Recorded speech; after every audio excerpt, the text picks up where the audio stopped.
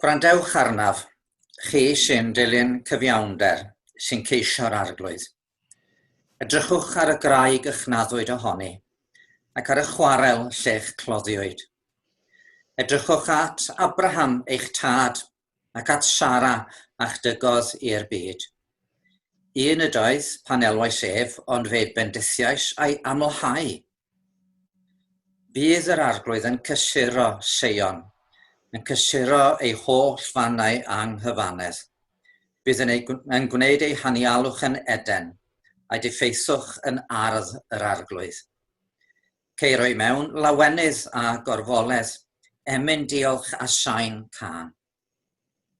Gwrandewch arnaf, fy mhobl, clywch fi, fy nghenedl, oherwydd daw cyfraith allan oddi wrthyf, a bydd fy marn yn goleuo pobloedd. Mae fy muddugoliaeth gerllaw am iechawdwriaeth ar ddod.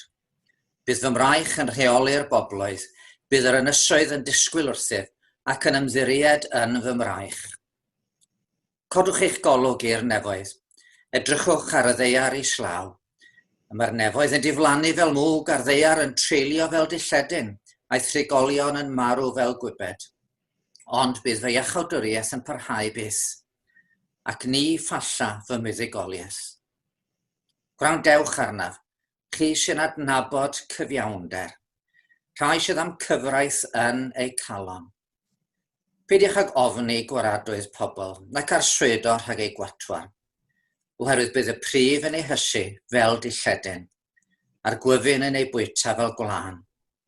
Ond bydd y muddugoliaeth yn parhau byth, am iechawdwriaeth i bob cenhedlaeth. Deffro. Deffro, gwisg dy nerth o fraich yr arglwydd. Deffro fel yn y dyddiau gynt a'r oesoedd o'r blaen. Onid ti a ddrylliodd Rahab a thrywanu'r ddraig. Onid ti a sychodd y môr, dyfroedd y dyfnder mawr. Onid ti a wnaeth dyfnderau'r môr yn ffordd i'r gwaredigion groesi. Fe ddychwel gwaredigion yr arglwydd, dont i Seion dan ganu, a llawenydd trygwyddol ar bob un. Hebryngu'r hwy gan lawenydd a gorfoledd, a bydd gofid a gryddfan yn ffoi ymaith.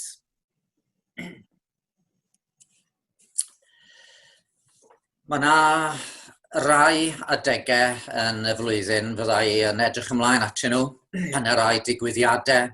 Dwi yn meddwl amdanyn nhw fel digwyddiadau arbennig iawn. Ac wrth gwrs un o'r rheini ydy'r gynhadledd.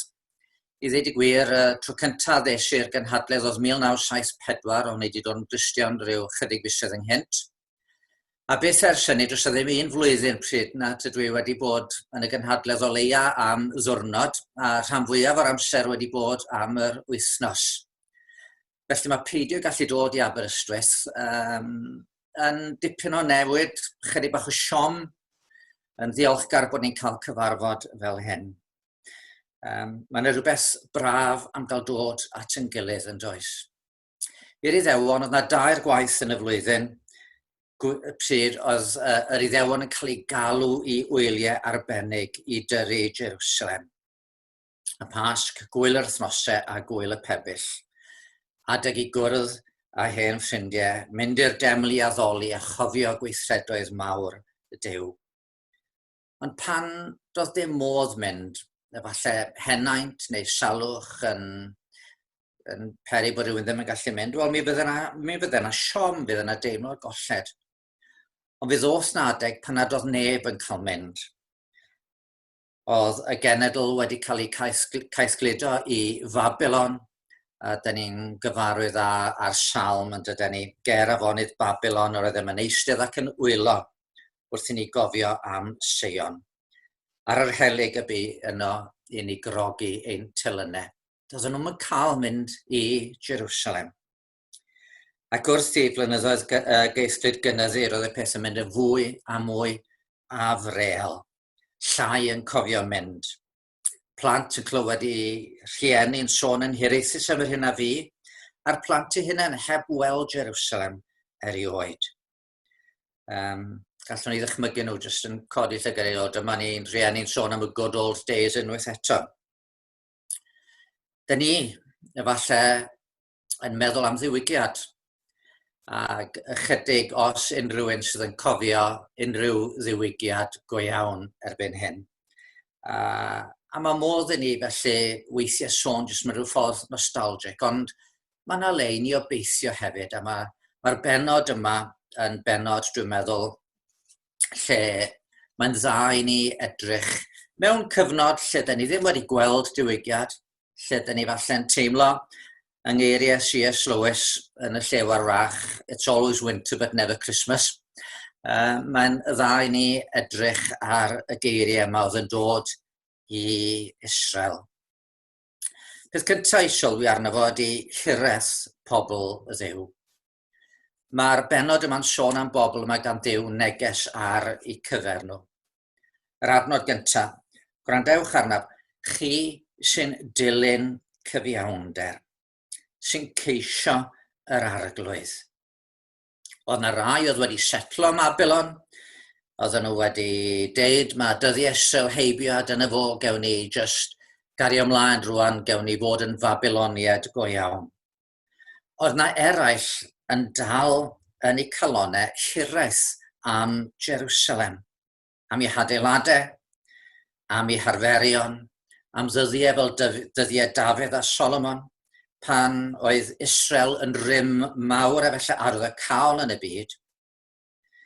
Ond oedd yna eraill oedd a hireth am Jerusalem achos bod nhw'n hiraethu am Dduw.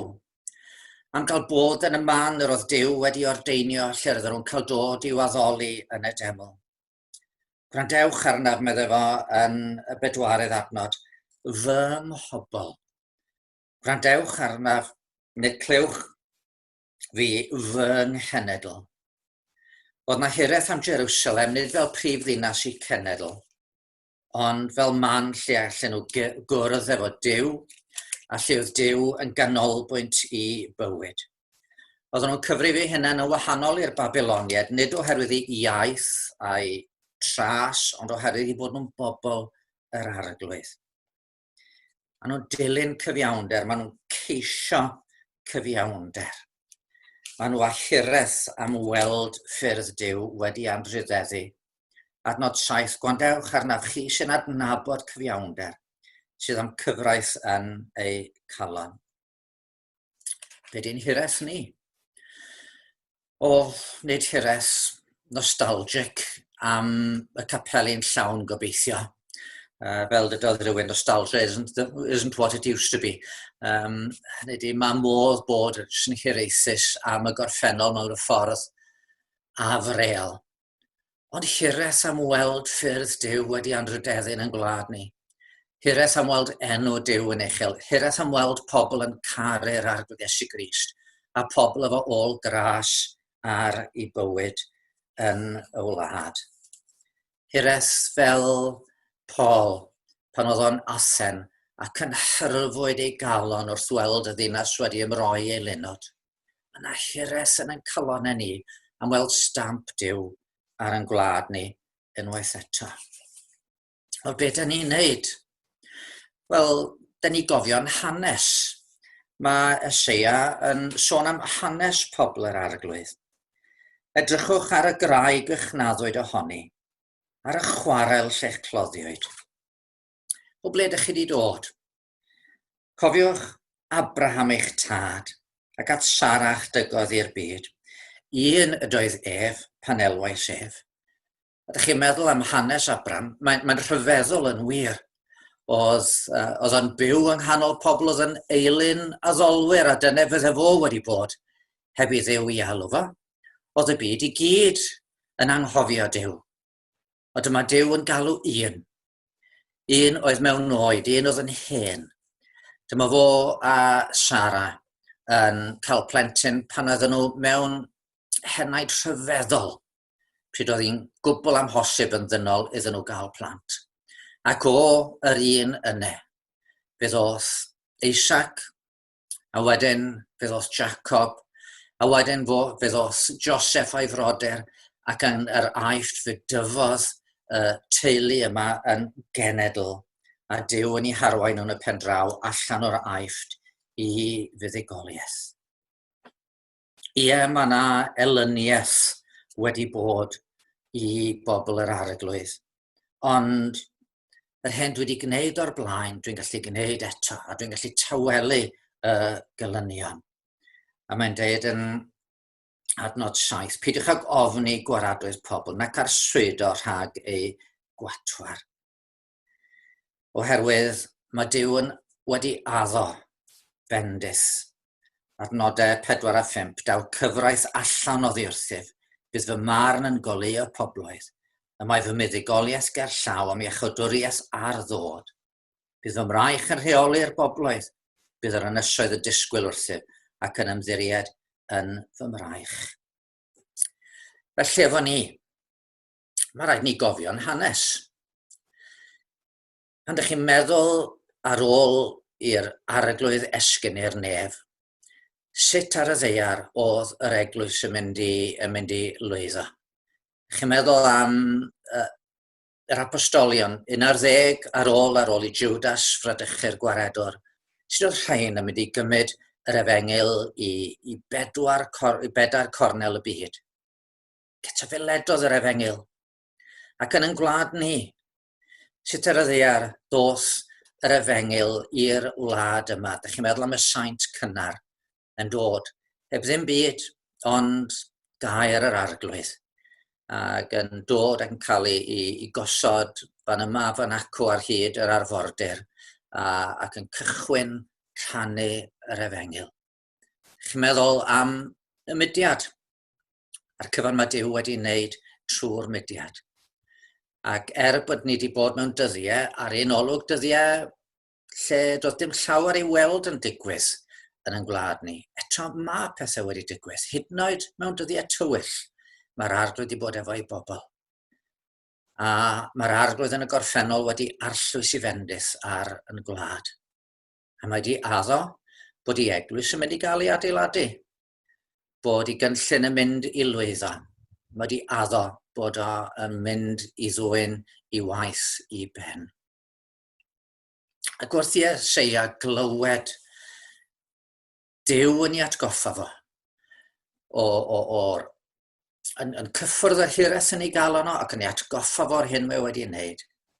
Mae yna gri yn codi'n nghalon Eseia ei hunan yn adnod 9. Deffro, deffro, gwisg dy nerth o fraich yr arglwydd. Mae yna hyfdra mawr fan'na, yn does? Dwi wedi sôn am hiraeth pobl yr arglwydd, hanes pobl yr arglwydd, hyfdra pobl y Dduw. Dych chi'n meddwl, be mae'n dweud mewn gwirionedd? Chi'n cofio Eseia Serfynydd Carmel yn gwawdio proffwydi Baal? Efallai bod Baal wedi mynd i gysgu, rhaid i ddeffro fo.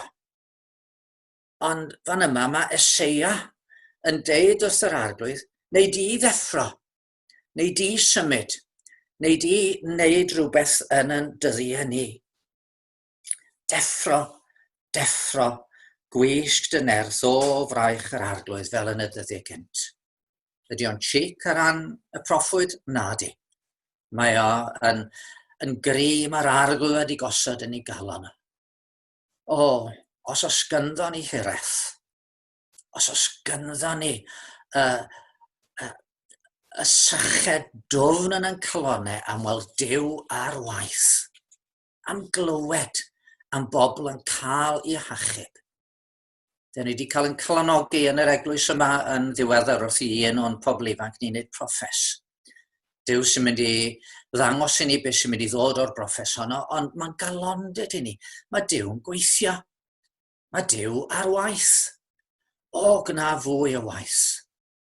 Ac felly, dyma'r cyfle i ni bore yma, i fod yn hif ger bron yr arglwydd, i weddio deffro'n y dyddiau ni, i osod y stamp ar yn gwlad ni, i atal y drygioni sydd yn golygu bod miliynau o blant wedi cael eu lladd yn y groth, i atal y drygioni yn yn gwlad ni, sydd yn golygu bod pobl yn gwawdio'r eglwys ac yn dirmygu'r eglwys, i atal y drygioni yn gwlad ni, lle mae arweinwyr yr eglwys mewn enw beth bynnag wedi bod yn gwadu gwirioneddau, i atal y drygioni.